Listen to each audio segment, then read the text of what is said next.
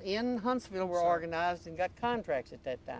Well, Cardover and Winfield did too, Winfield, Alabama. And there were some locals established during that time.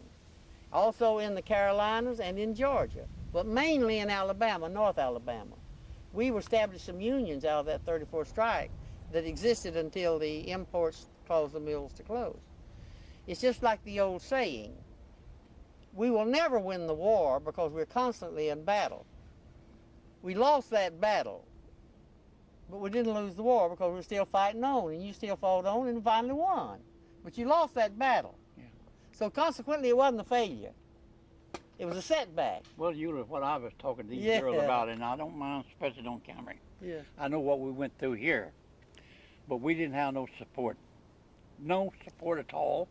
And I'll call the man's name in presence of her, old Cox and Dean.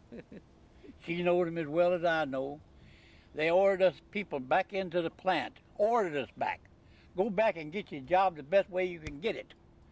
And we had to go up there and line up like cows, march through there. If the man wanted you, get over here. If you don't, get out. That's the way we got our job back. Well, if you stop and think about it, we only had two organizers for the whole state, and they was run pretty thin.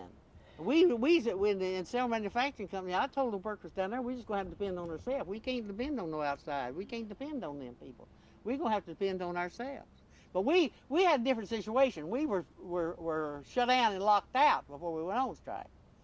And during the strike, they shut down our mill. See, when we presented the contract, they shut it down. So they couldn't operate under no such condition. So they shut down, and we were shut down when the strike was called. We was a small organization. Yeah, we was about 400 people. Ours was a huge 3,400 people. But we had people down there who didn't care whether they had a job or not, and consequently they would do anything you asked them to. See, it was an entirely different situation. Different in this plant here because this company owned all the houses. We was at their mercy. Of course, they didn't try to throw us out till after the strike was over, and when the strike was over, then they threw them out. Damn it, they didn't want to throw them out of the house, moved them out. And damn it, they kept while they continued on. But we had to pay our rent to them. We paid them $1 a room. a week, a month. Four-room house, $4. Yeah. Let me switch and get you to talk more about what it was like to live in a mill village. What was it like paying rent, and what kind of control did the company have over you? Well, the company, we didn't have a thing in the world to do with the house. They done the painting, they done the fixing, they done everything. All we done is lived in it. That was it. And they paid rent. Yeah, paid that little rent, and they was good to us with the house business. They didn't balk when you went to ask them about something or other. They come and done it for you. They had a good crew up there.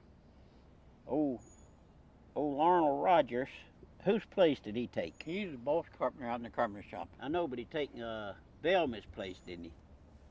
Yeah, I think so. Yeah, Bellman. I think he took his job because they fired him. Yeah. And let's see, what did they fire him for? I don't know what they fired him for. Anyhow, they gave it to Arnold Rogers.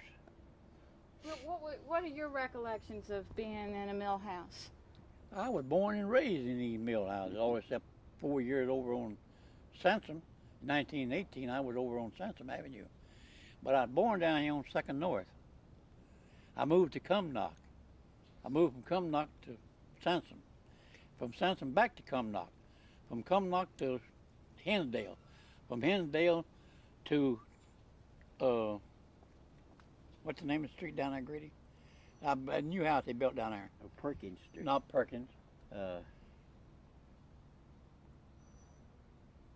You know when they built a new house and they gave it to me. They gave me a brand new house and I stayed down there, then moved out of the new house, moved across the street, from across the street over to this house. And I've been in this house ever since '44. Just tell me one thing that was good about living in Dwight Village, and then tell me one thing that was bad about living in Dwight Village, so we get a sense about what was good and what was bad. Well, the good part of it wasn't no rent. As far as that goes, I paid $4 a month rent when I moved in this house in '44. $4. Of course, they went up on them. Yeah. They went up on them. They furnished their water. They done all their paintings and everything. They kept them up, and all we had to do was pay our rent once a month. And we had a good neighbor. Yeah. Good people. If you owned a bucket of flour or something, you just went out and told your neighbor you owned it. Well, back Bucket in of the day, flour, they anything. raised children for this mill. Let me ask y'all something. Let me ask you something, if I may. I don't know. Now, I honestly don't know. But was there any? Now I'll tell you what I'm talking about. I know in the Avondale mill in Birmingham, they had a guard, and you had to stop and tell who you was going to visit. And me and a girl went down there one day to visit her sister and brother-in-law, and they knew. I found out later they knew, you know, that I was volunteer. I wasn't no paid representative, but I was active in the union. And we just went down. I went down there with her to visit her sister and brother-in-law for something. And that guard come down there and told him to tell us to get out of the house. Was any kind of you ever feel like that you had to be careful who you had to visit you or what you did in that house? Was any kind of restraint put on you? In other words, was that you're free? Did you feel really free? Not out To of do as like you wanted to in your house. Not out of the 34th strike. It was dangerous. Anything happened out of that 34th strike, the company get a hold of it. Well, even before that, let's go back. Before that, did the mill? As I remember, there was a certain class of people lived on Bailey Hill in them old houses, and they was people that didn't keep their houses and yards clean. You remember? Around And the the people that owned on Bailey Hill. old pest house up in there. Yep. Wasn't there certain people that the company wouldn't let live in certain places? They kind of tell Well, you where you could live. Well, you only got what they wanted you to have. That's fine. So you only got. You what didn't they, choose your house. They You didn't chose your choose it. You'd ask them for it. Yeah, and if they saw fit. to Saw give it to you. fit, you'd get it. But if you didn't keep clean, they'd move you to Bailey Hill, wouldn't they? Well, there's what they call the old pest house up there. We had a disease place up there where the cholera and something like that, measles. They ship them up there and isolated them off, you know, from the outside. Eula, you came to Gadsden a couple of times during the strike. What'd you come here for? Well, I came here to organize. Well, I was interested. This would be the first job I ever had. And I was just anxious to see how this was getting along. And I went to every union meeting I could go to, whether you textile or steel workers or mine workers or any kind of union meeting, I went to it. When you came to Gadsden... And I came to Gadsden because I was interested in it, because I worked in the mill. What did you find? And I know what the conditions were. When I worked in this mill here, the little while I worked, I knew people that I never drew a penny. They owed everything to company store. I knew a man that swept in the spinning room there where I worked. I think he made was to be paid $9 a week, but he never drew a penny. He was always in debt at the company store. $9.81. If he got any money, he had to get him some clacker or googaloo and sell it for 90 cents for the dollar. Well, you know, they old East Fiber, you know, it used to run the office up there. If you wanted $1, you go out there, he'd give you $1, but he'd charge you a dime per case, and then they took $1 out of your payday. And I first the got payday I drew up there at Dwight Mill, and that summer I worked in there when I was just a kid, 14 years old. For the 56 hours I worked, they paid me $3.15, but they took a dime out for ice and a penny out of every dollar for the doctor. So it cost me 13 cents, and I drew $3.03. You remember? And I bought me a like pair that, of Grady? stockings that cost me $1.95 at the commissary. Well, Grady, that what was do you- a little bit before my time there. They did take a penny out for a doctor. up Old there. Dr. Cantrell. Yeah, old Dr. Cantrell. Then we got old Dr. Simpson, I don't a whole remember. bunch of them. Wound up old Dr. Caraway, and that's it. Oh. He is the last ones up there. Grady was telling us this morning about the Labor Day parade that was here, and we'd love to hear as much as you can tell us about those parades, whether they had them in Birmingham and what you remember, Burns. I was at the parade, but I don't remember too much of it. Don't remember starting down there at the City Hall and coming through, yeah. marching through? Yeah, we marched up and walked down Yeah. Wall Street, I believe it was. Yeah, marched Circle the block, come back around. Went back somewhere and had a picnic. Where'd we go to? You remember? I can't remember. I think we went back to the city park, but we didn't. It wasn't the city park, it was the old ballpark. Yeah, old ball. Old That's ballpark. right. That was down there where they hold in there. Yeah. Well, Do during people hold any signs or wave any flags or? yeah, they everybody told it, they told it, back in those days, each local had a banner, with the name of the international and the local number. You carried those banners. Anybody could make a sign and wanted to go to the parade. But in World War One, I remember the parades during World War One, and the carpenters would be on there hammering and sawing on a truck, a flatbed truck, and the machinists would be on there doing their part of their work. And each trade would be they'd be carrying on their job on that truck. I don't remember the parades later, but that's World War One when I remember those parades. And they would start to go down Broad Street and end up down the river where they had barbecued all night long and served barbecue free of charge down there on the riverbank. Yeah. You remember the last barbecue that we had at the Mill B? Where it was held at? Elliott Park. Yeah, that's where it was. When was that, Grady? That's where you was talking to me about a while ago, Elliott Park. Was that named after that old man, Elliott? What year was that, B? I can't think. The company, the corn company sold it for us. Yeah, it was in the 30s. When they first bought the mill out in 30s, 50, 40s. 50 I believe it was. Probably. 50, yeah, I believe it 50, was, early yeah. 50s. Yeah, we went They up come in and go be good to us. And they drummed us up and everything, and then carried us down there and fed us barbecue feed. But that was You done. paid for it, didn't you? Yeah. Well, you remember the community house that used to be down here where they'd have a house where you'd have parties in? Ben, he offered to run them, but they didn't want them. They wanted the outsiders. So they called me out of Dwight over to Cons. Yeah. I went over and checked just a couple of dollars for the whole 8 hour work. Sick. Where when they dumped the yarn up and everything, how long it took them all. Yeah. Well, they just. But he said never let the boss see you Did because he'll think you ain't got enough to do and he'll find you something else to do. Well, did you ever remember Bill Ackley's? Okay, go. He, Okay, hold it. We're rolling. Okay.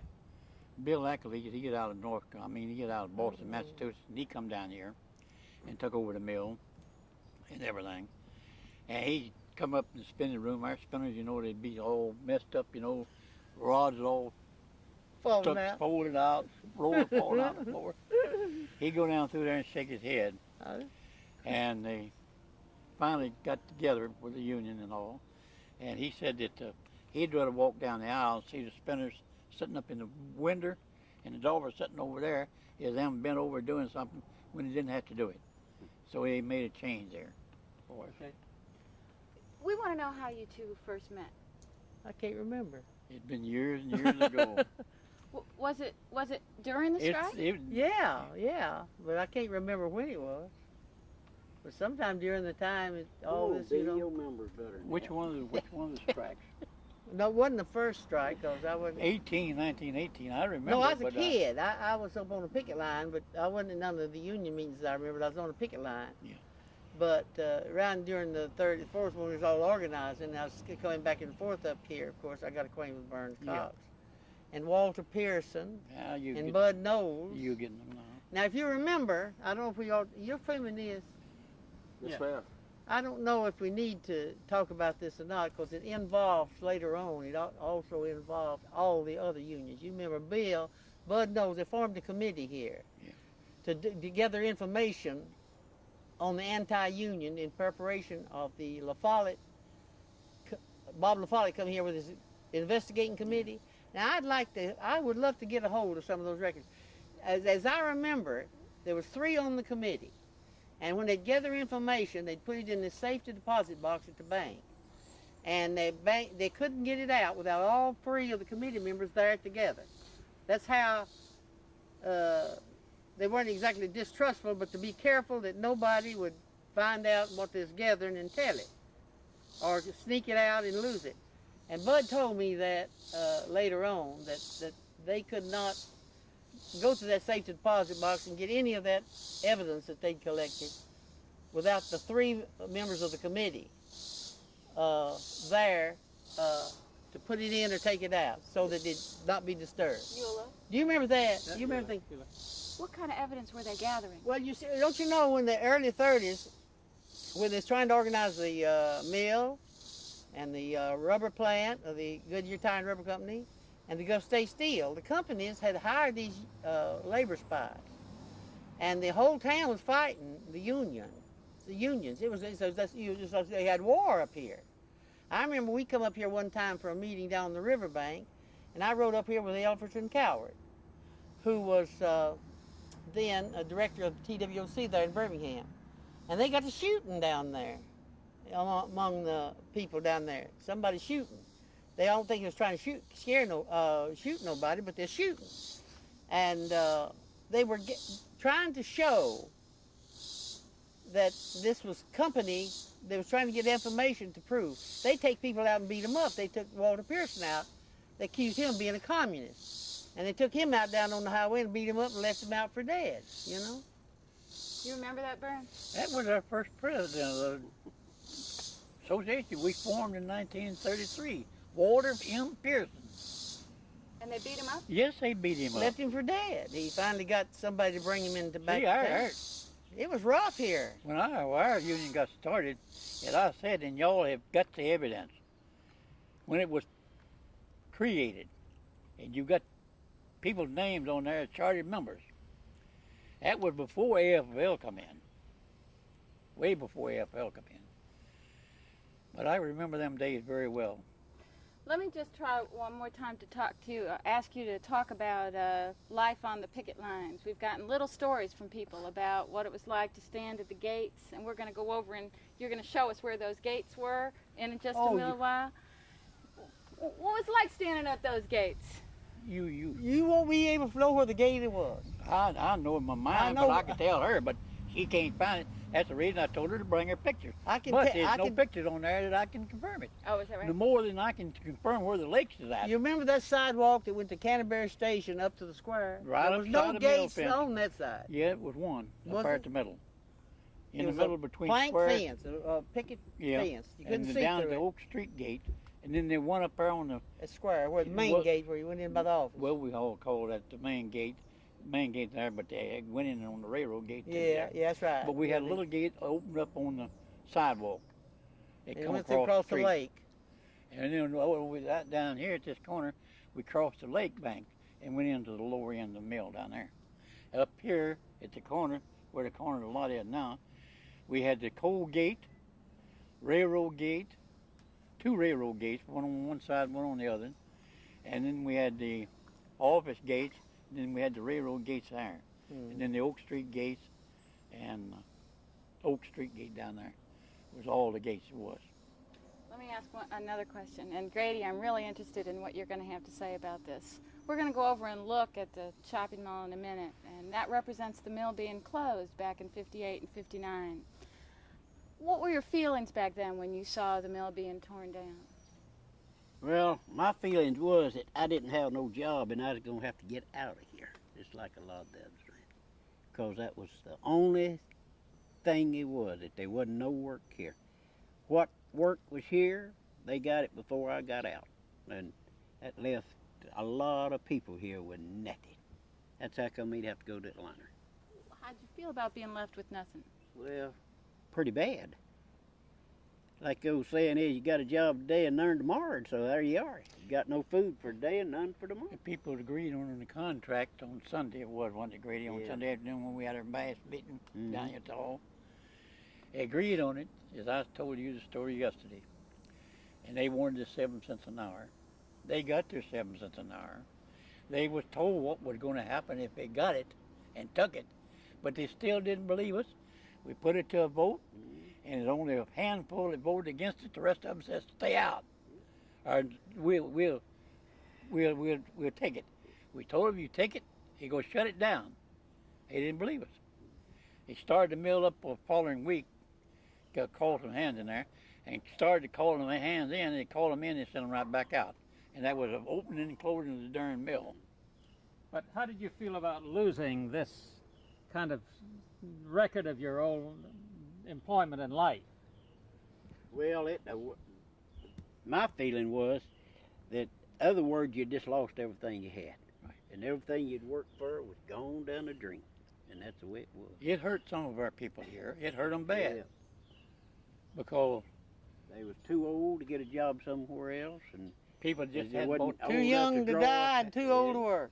People just couldn't draw Social Security and stuff like that. So it was in a mess. I mean, people sold their houses. Lots of them gave them away, got scared to death. McNair up there just bought them houses at his own price. And still got some of them up here. And that old boy here is trying to run them and messing them up. And he still got a bunch up there on Shea. Grady was living right there outside of me. I bought mine and Grady didn't buy his. And you tell him what you had to, he wanted you to pay for it, $2,700, wasn't it, Grady? $2,700. I paid $34.50 for mine. I went up on the hill and bought that up there for $2,800.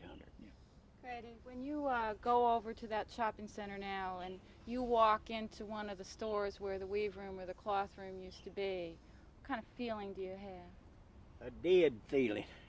It's all gone. It's Yes. like something dreamed out of it. There's nothing left up there, only in our I mind. don't like to go in that place. I don't go in there unless I have to. Sometimes I'm over here and I want something, I'll go in there and buy it. If I don't, I'll just look at it and keep it driving. I just don't like it. I never did like the name of it. That was something old Steve Means throwed in on us Canterbury Station there. I didn't like it. Why And I didn't you still like don't. that? Well, I wasn't named that place. Dwight had been there so long, so I still thought it ought to have been named Dwight something. And I still believe it. What? Up there where Food World is, I think that should have been named Dwight something there instead of Canterbury.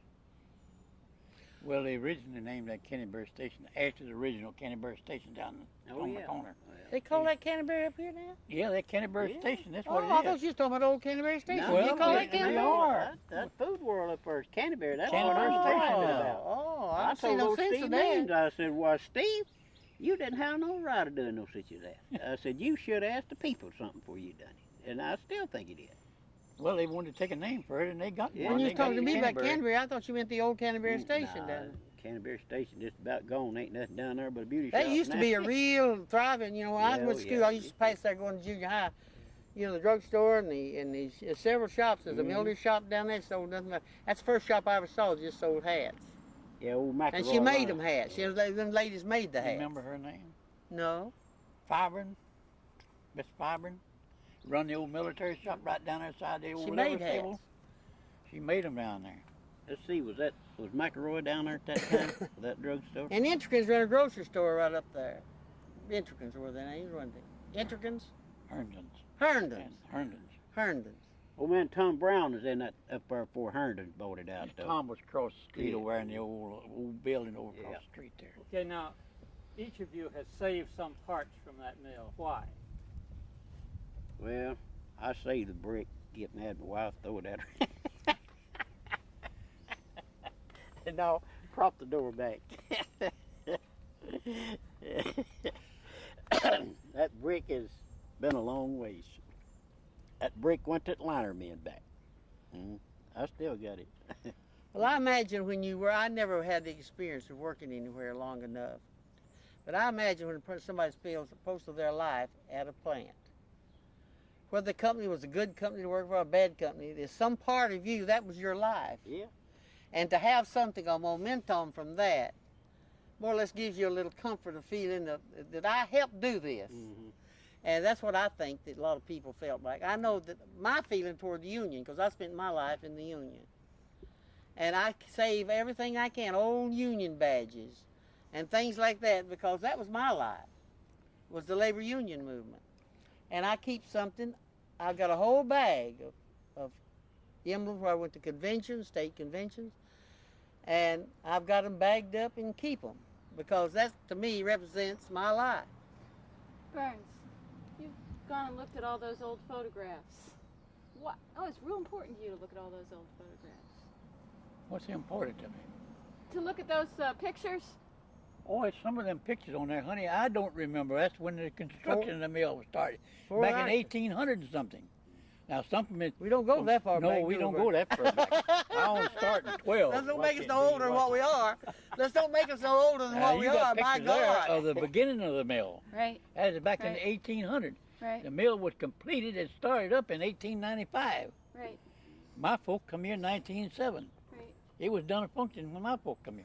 See, you've been real helpful to us because you've been the person to tell us where to go to find those materials, where to go to get the pictures, and then going down to the courthouse to get that Dixie Federation. You're helping us to find history. How does it make you feel when we go down there? It makes me feel good. Anything that calls good for the union. Anything that I can do to help the union, I'm willing to do it. In fact, the minute later I come out of the local down here, I was the president of the local when it went down.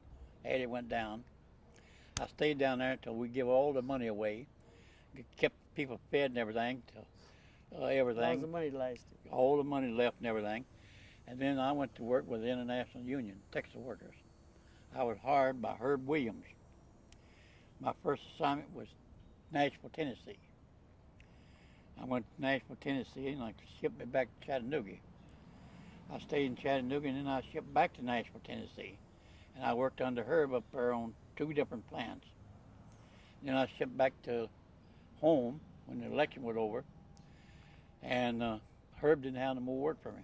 So Mike Batella, he took over the Georgia region. Georgia region. He was a good He guy. called me. I went to work with him. Then I went to work with out of Atlanta. And the first assignment we got was the carpet mills in Dalton, Georgia. We stayed on the carpet mills for 2 years or more. Finally got one in Calhoun. Yeah, Dixie down there in Calhoun. And that's the only one we could conquer. We had elections in the others, but we couldn't do nothing with them. That's quite a life that And you've then led. I was shipped out of there then back to Atlanta. And from Atlanta, I was designated to South Carolina. I spent time working in Spartanburg, South Carolina, Jesus. all around in South Carolina. Went on up to Charlotte. From Charlotte on up through to North Carolina. And I spent 3 years with a J.P. Stevens chain in Roanoke Rapids, North Carolina. Now, when you were doing all that organizing, did you come across people who had been in the 34th strike? In other towns. No. I don't believe they got involved, They J.P. didn't Stevens, either. at that time. I don't It think was got mostly involved. Alabama. No, it There were wasn't mostly. 400,000 people, Burns. Yes, but the J.P. Stevens, I don't remember any of the J.P. Stevens mills ever being. Ain't nobody never touched him. That was the company. Their headquarters is in New England, and I don't think during the even third. I've never heard anything where they got really. Staff it took photographed the picture and everything, got checks that we won through the National NLRB, carried them to court, and as one man loom fixer there, he got one check for $64,000. He put a big banner on top of his car and he drove it around through the mill there. He said, "This is what JP bought me." Uh-huh. And we cashed all of them. About things about living in Mill Village. a mill village. Okay. You asked that very animatedly. Okay. Well, Okay, I'll do it. Are we rolling it? No. What was the good and the bad Right. things about living in Right. Okay. Tell me when, Jamie. Tell me one thing that was good and one thing that was bad about living in a mill village. Or now? Maybe we could start off by describing what makes Gadsden a special place. Why was the union formed here, and why did the union have the characteristics it did? George. When did you two meet? That's right. Burns and Eula, when did you two first meet each other?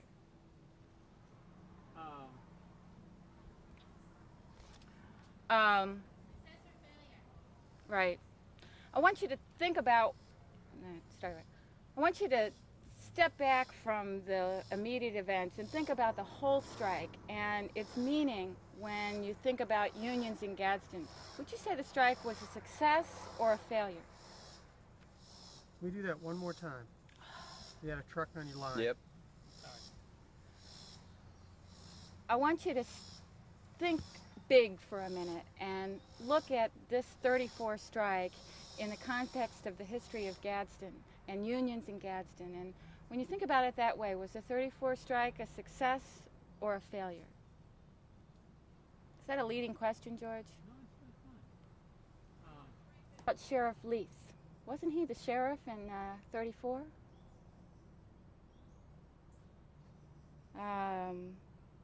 Let's see. We're really interested in those parades, those Labor Day parades. Can you describe them for us?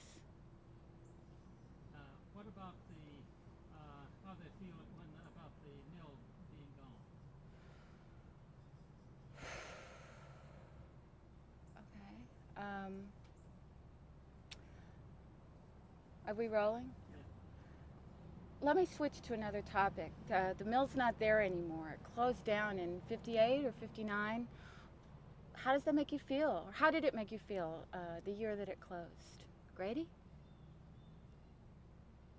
And then the mill is gone. It's just been completely destroyed. How do you feel? Does that make you feel? Okay. The mill's completely gone now, and there's a shopping center there. When you go over to that shopping center and walk into one of those stores, what do you